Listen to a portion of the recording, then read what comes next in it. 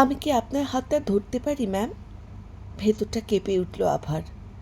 দিব্য তার থেকে ঠিক 14 বছরের ছোট, কিন্তু তার কথাবার্তা, আচার আচরণ বেশ পরিণত।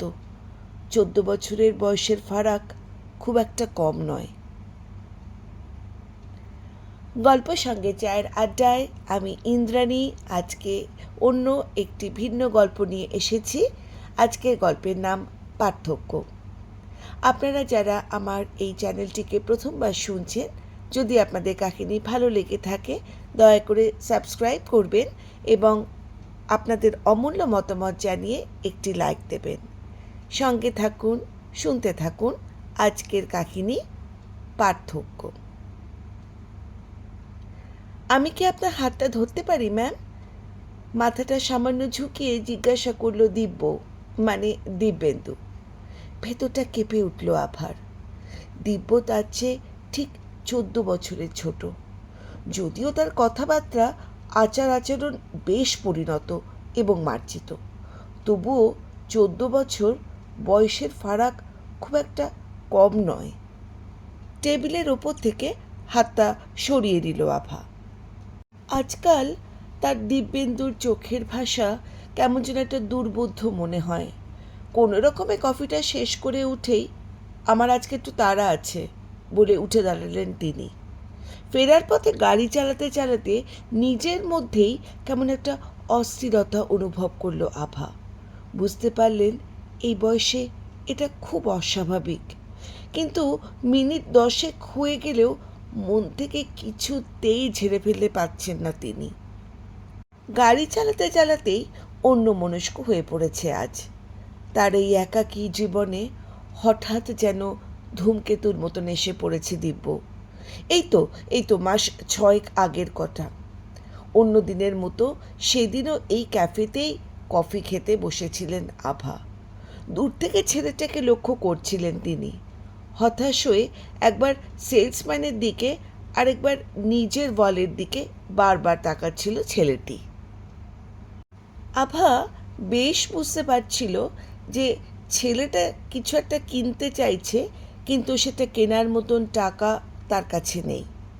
বয়স 30-31 হবে খুব জোর, কিন্তু তার অসহায় মুখটা দেখে মায়া হলো আভার। খাওয়া শেষ হয়ে গেছে তার। উঠে গিয়ে তিনি বললেন, আপনি কি কিছু কিনতে চান? আপনি নিন, আমি পে করে দিচ্ছি, নরম গলায় বললেন আভা। না না না না ম্যাম, আপনি কেন পে করবেন? আমি আমি অন্য কিছু একটা নিয়ে নেব, কুণ্ঠিত হয়ে বলল ছেলেটি। একদম না, আপনি আপনার চেয়ে অনেক বড়, আর আমি যখন বলছি নিতে হবে আপনাকে, আদেশের স্বরে বলে উঠল আভা। তারপর সেলসম্যানের দিকে তাকিয়ে বললেন, উনি যা চাইছিলেন ওটা দিন তো। সঙ্গে সঙ্গে চিকেন স্যান্ডউইচ বার করে ছেলেটার হাতে দিলেন সেলসম্যান। তারপর কফি আনতে চলে গেল। কি হয়েছে বুঝতে পারছি না, ইউপিআই কাজ করছে না, আর ক্যাশ মাত্র কয়েকটা টাকা পড়ে আছে, লাজুক হাসি হেসে বলল ছেলেটি। আরে ঠিক আছে, কোনো ব্যাপার নয়, আপনি বসুন, আমি চলি। যদি কিছু মনে না করেন একটা কথা বলবো। হ্যাঁ বলুন। আপনিও বসুন না আমার সঙ্গে, মানে আপনার সঙ্গে একটু কথা বলতে ইচ্ছে হচ্ছে, এই আর কি। ছেলেটির কথার বলার ধরন দেখে বোঝা গেল বেশ সপ্রতিভ।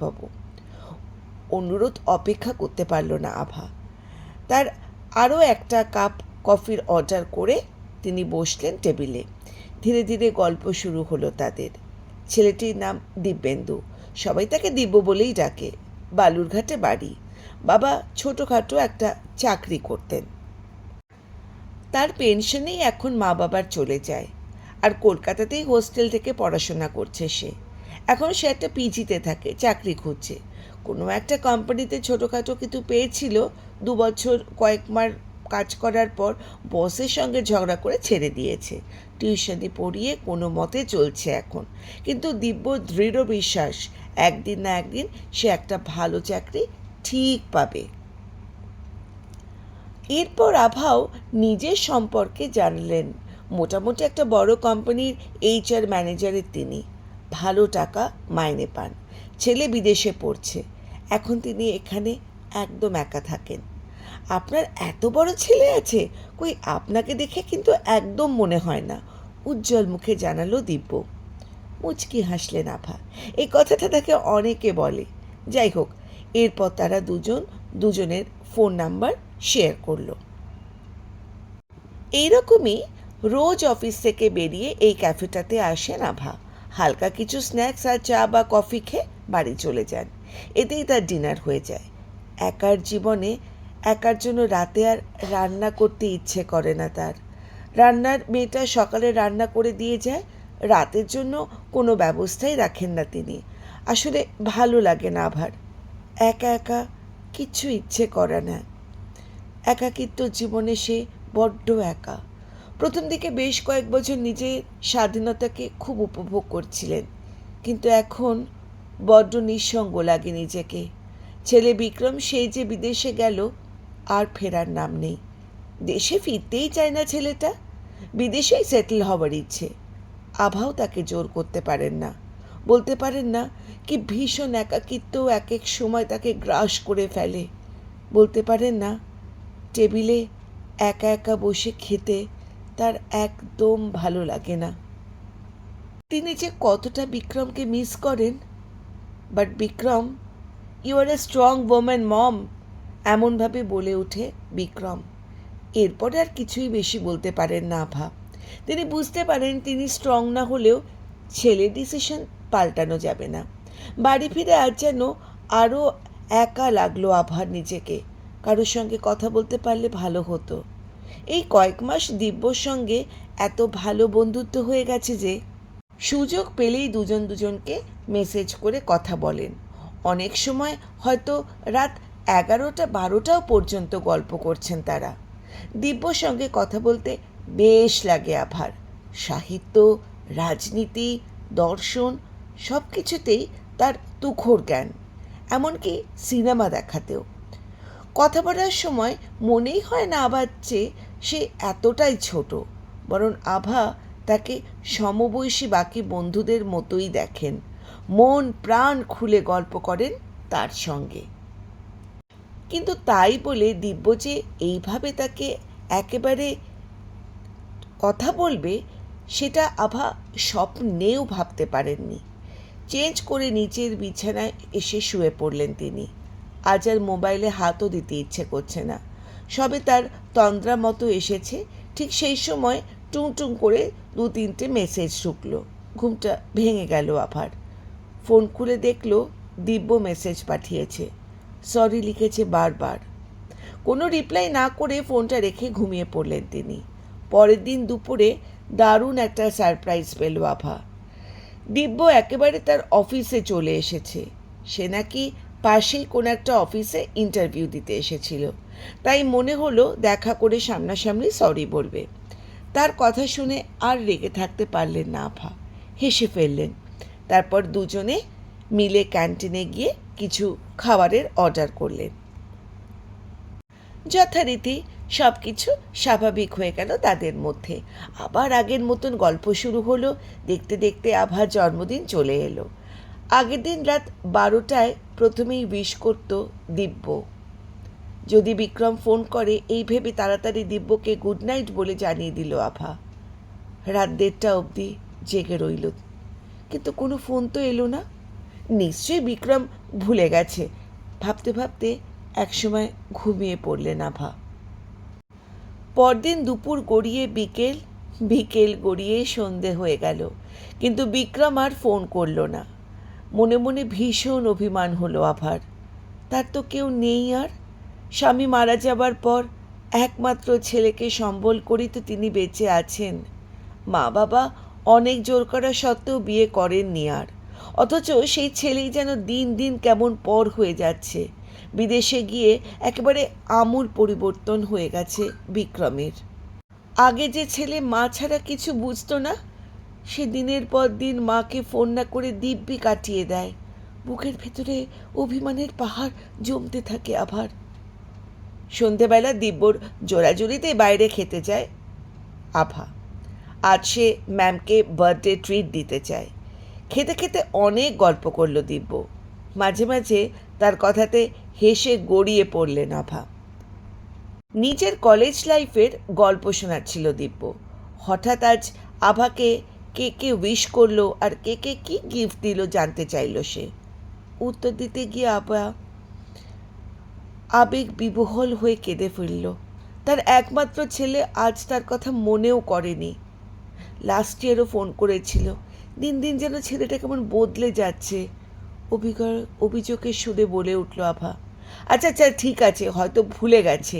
আপনি আপনি এমনি একটু বেশি ভাবছেন, রিল্যাক্স করুন। দিব্য বলে উঠল, আচ্ছা একটা কাজ করুন না, আপনি একটা ওকে কল করে নিন না। চুপচাপ কষ্ট পাবার থেকে তো অনেক ভালো এটা, তাই না? বোঝালো দিব্য। না, আজ আমি কিছুতেই ওকে কল করব না, কাল করব। অভিমান ঝরে পড়ল আভার গলায়। একদম না, এখনই করবেন, না হলে আজ রাতে আপনি ঘুমোতেও পারবেন না। আমি চাই না আজকের দিনটা আপনার মন খারাপ থাকুক, বলে উঠল দিব্য। এরপর ছেলেটাকে ফোন করলো আভা। অদ্ভুতভাবে সত্যি বিক্রম ভুলে গিয়েছিল। দিব্যর কথা মতো তাকে মনে করিয়ে দিলেন তিনি। কোনো রকমে উইশ করেই ফোনটা রেখে দিল বিক্রম। দুদিন ছুটি, তাই সে বন্ধুদের সাথে বেড়াতে যাচ্ছে। ফোনটা রেখে দিলেন আভা। চোখে তার জল চিকচিক করছে। প্লিজ ম্যাম, প্লিজ প্লিজ কাঁদবেন না ম্যাম। বিক্রম তো আর এখন ছেলে মানুষ, ও কি আর এত বোঝে? আভার হাতের ওপর হাত রেখে দিল আজ আর কিছু বলবেন না আভা, বরং দিব্যর হাত দুটো বড্ড ভরসাযোগ্য মনে হলো তার। আইসক্রিমের অর্ডার দিল দিব্য। একটা অনুরোধ করব, রাখবে? আইসক্রিম খেতে খেতে জিজ্ঞাসা করলো আভা। অবশ্যই, আদেশ করুন, বলল দিব্য। আজ রাতে তুমি থাকবে আমার সাথে আমার বাড়িতে? গল্প করব তোমার সঙ্গে, প্লিজ।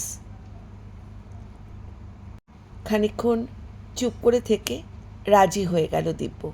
ছাদে বসে অনেক রাত পর্যন্ত গল্প করল দিব্য আর আভা। এই প্রথম নিজের জীবনে অনেক না বলা কথা দিব্যকে বললেন আভা। স্বামী মারা যাওয়ার পর একা একা কীভাবে লড়াই করেছেন সেই গল্পও করলেন। বলতে বলতে খানিকটা ভাবুকও হয়ে গেলেন তিনি। আমি খুব একা দিব্য, ভীষণ একা, খুব লোনলি, করুণ সুরার গলায় বলে উঠল আভা।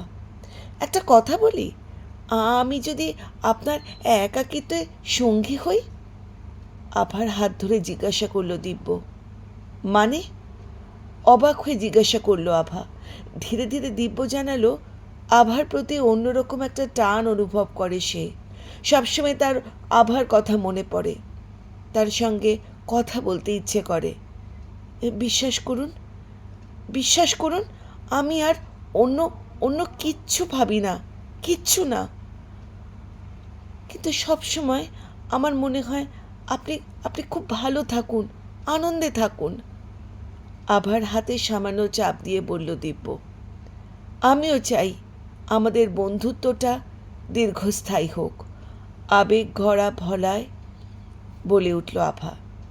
আভা, আমি যদি সবসময় তোমার পাশে এইভাবেই থাকি, থাকতে দেবে আমাকে?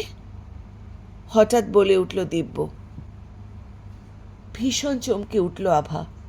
একেবারে তুমিতে এসে নেমেছে দিব্য। ম্যামের বদলে সরাসরি নাম ধরে ডাকছে তাকে। বুকের ভেতরটা কেঁপে উঠল আভার। বুঝতে পারলেন অস্বস্তির সঙ্গে ভালো লাগা জড়ানো একটা অনুভূতি হচ্ছে। অথচ অথচ তার তো রাগ হওয়ার কথা উচিত ছিল। দিব্যর দিকে এক দৃষ্টিতে অনেকক্ষণ তাকিয়ে থাকলেন তিনি। চাঁদের আলোয় স্পষ্ট দেখা যাচ্ছে দিব্যর মুখের অভিব্যক্তি। অসম্ভব এক দৃঢ়তা তার চোখে মুখে। কিছুক্ষণের জন্য আভা ভুলে গেলেন যে ছেলেটা তার থেকে 14 বছরের ছোট। দিব্য হাতটা তুলে আলতো করে ঠোঁটে ছোঁয়ালেন তিনি। আভাকে চমকে দিয়ে তাকে এক হাত জড়িয়ে ধরলেন দিব্য। কিছু বললেন না আভা, চুপচাপ দিব্যর কাঁধে মাথা রাখলেন। সেই রাতেই জানিয়ে দিল দিব্য আভাকে বিয়ে করতে চায় সে। ভাবার জন্য কয়েকদিন সময় নিল আভা। বুকের ভেতরটা যেন ড্রাম পিটছে মনে হচ্ছে তার। এরপর আর বেশি কথা না বলে দিব্যকে গেস্ট রুম দেখে নিজের ঘরে চলে এলেন তিনি। প্রায় সারা রাত এপাশ ওপাশ করে কাটল তার। কোন জটিলতার মধ্যে পড়লেন তিনি। 10 বছরের আগে স্বামী মারা গেছেন। ছেলে কথা ভেবে আর বিয়ে করেননি তিনি। দু একজন যে আগ্রহ দেখায়নি তা নয়, কিন্তু তাদের দেখে আবার কখনো কোনো আগ্রহই প্রকাশ হয়নি, না কোনোদিন বোধ করেছেন তিনি। কিন্তু আজ যে দিব্যর প্রস্তাবে তার বুকের ভেতরে ঝড় উঠছে, তবে কি তিনি সত্যিই চাইছেন দিব্যকে? এই পড়ন্ত যৌবনে এ কোন আলেয়া হাতছানি দেখাচ্ছেন তিনি? সপ্তাহখানেক পর দিব্যকে ফোন করে আভা জানালেন এখনই বিয়ের কথা ভাবতে পারছেন না তিনি, কিন্তু তিনি লিভ ইন করতে তার আপত্তি নেই। সঙ্গে সঙ্গে রাজি হয়ে গেল দিব্য। 3 দিন পরেই জিনিসপত্র সমস্ত গুছিয়ে গাছিয়ে নিয়ে তিনি আভার ফ্ল্যাটে দিব্য এসে পুরো বসে রইল। আবার বাড়িতে উঠল সে। নতুন জীবন শুরু হলো আভার। প্রথম কদিন খুব ভালো কাটলো তাদের। তার একাকী জীবনে যে এইভাবে খুশিতে ভরে উঠবে কোনোদিন ভাবেননিও আভা। সঙ্গী হিসেবে সত্যিই দিব্যর কোনো তুলনাই নেই। রোজই আভার ফেরার আগে ফিরে আসে সে। আভা অফিস থেকে ফিরে আসলে তাকে চা বানিয়ে দেয়। একসঙ্গে বসে গল্প করে তারা। এক একদিন যেন গল্প শেষই হতে চায় না। আভা নিজেই জানতেন না তার মধ্যে এত কথা জমা হয়ে আছে। এক ধাক্কায় যেন বেশ কয়েক বছর বয়স কমে গেছে তার। কিন্তু তিনি কিছুতেই একটা কথা বুঝতে পারছেন না, এই অদ্ভুত অনুভূতিটা ঠিক কী কারণেই। কিন্তু কিছুদিন পরেই বুঝতে পারলেন লোকজন কানাঘুষো করছে। এমনকি তাকে শুনিয়ে শুনিয়ে অনেকে বলছে সুগার ড্যাডি হয় শুনেছি, এ তো দেখছি সুগার মাম্মি। এতদিন ধরে দেখেছি বয়সের ফারাক কেবলমাত্র সুগার ড্যাডিদের মধ্যেই হয়, এখন সুগার মাম্মিও চলে এসেছে। এই জন্যই কি ছেলেকে বিদেশে পাঠিয়ে দিয়েছে একা একা এইসব করবে বলে? একদিন শোনালো একজন প্রতিবেশী। এদের কথা শুনে খুব অবাক হয়ে যায় আভা।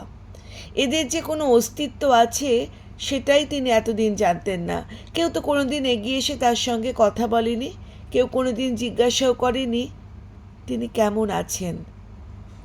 এমনকি তার মন খারাপ হয় কি হয় না সেটাও কেউ জিজ্ঞাসা করেনি, কিংবা তার বেশ কিছু জিনিস লাগবে কি না।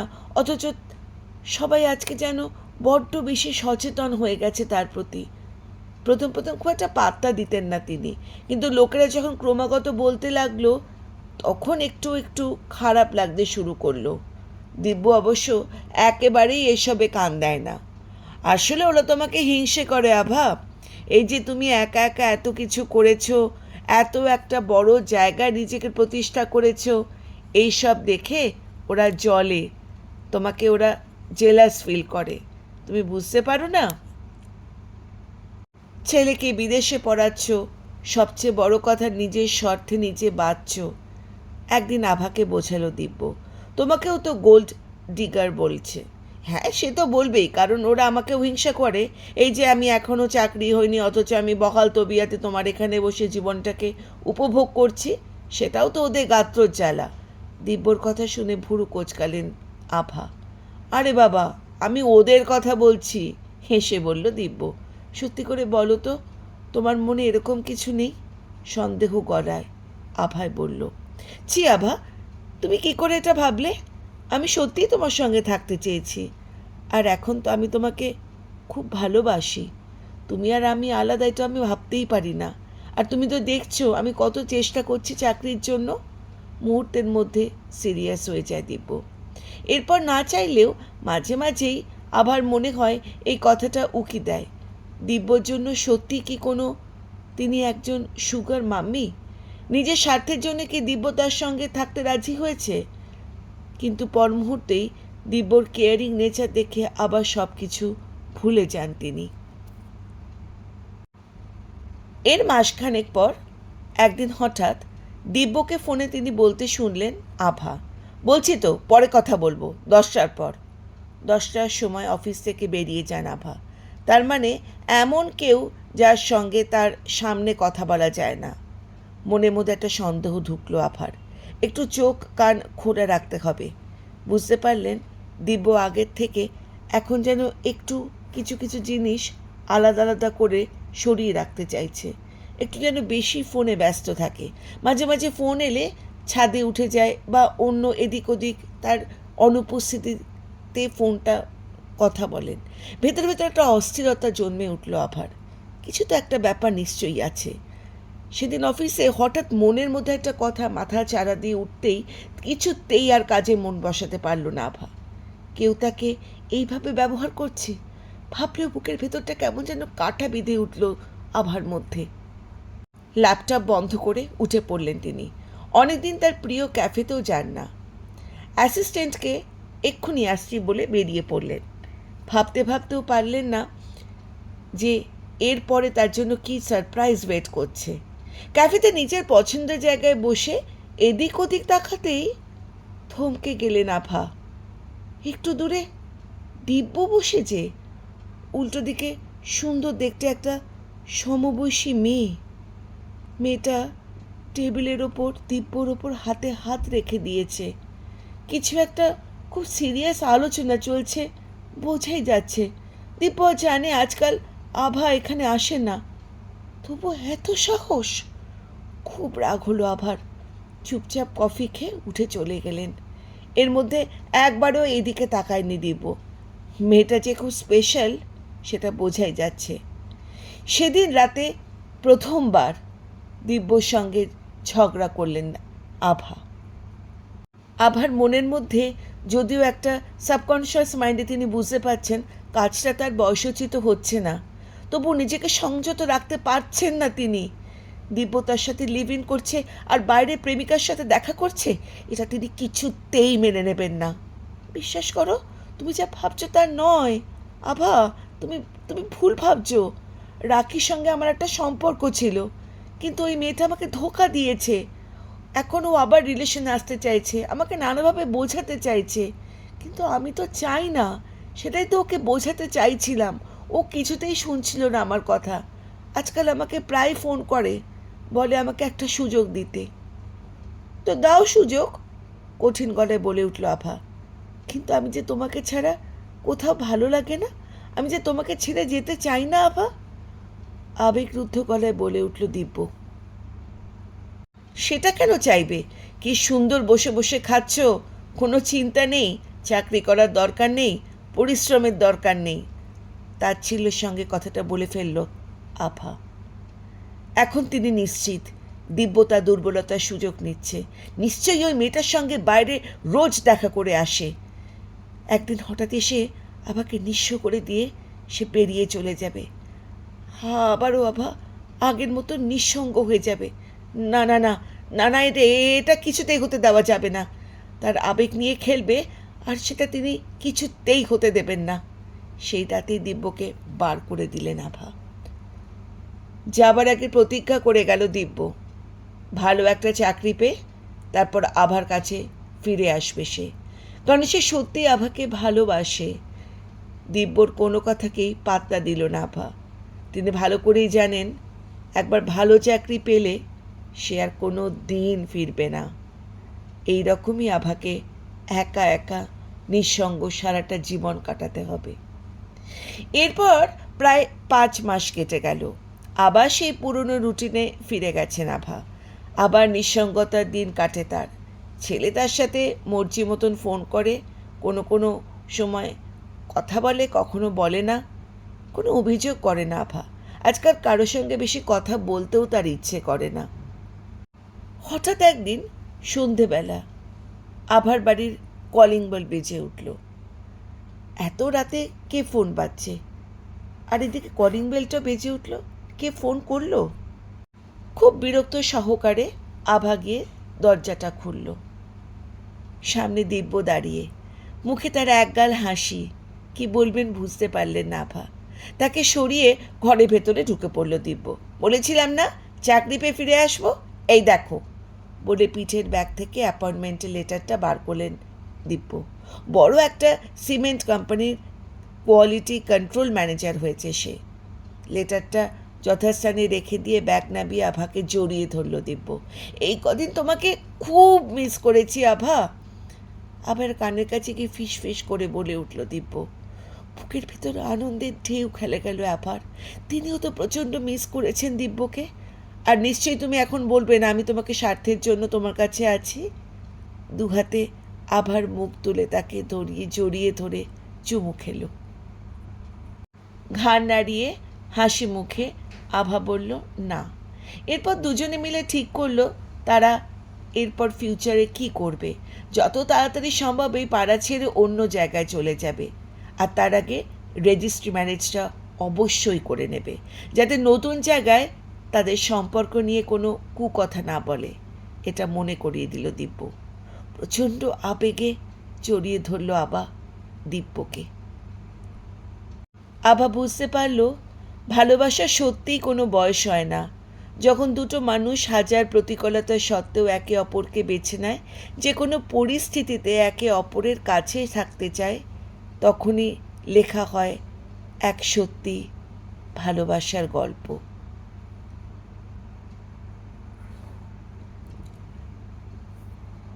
গল্প সঙ্গে চায়ের আড্ডায় আজকের গল্প পার্থক্য এখানেই শেষ হলো। এই গল্পের প্রত্যেকটা চরিত্র কাল্পনিক এবং বাস্তবের সাথে এর কোনো মিল নেই। আপনারা যারা আমার এই কাহিনীটি শুনলেন, আপনাদের যদি ভালো লেগে থাকে দয়া করে চ্যানেলটি সাবস্ক্রাইব করবেন এবং অবশ্যই আপনাদের অমূল্য মতামত জেনে একটি লাইক দেবেন। সঙ্গে থাকুন, শুনতে থাকুন গল্প সঙ্গে চায়ের আড্ডায় আরও গল্প। ধন্যবাদ।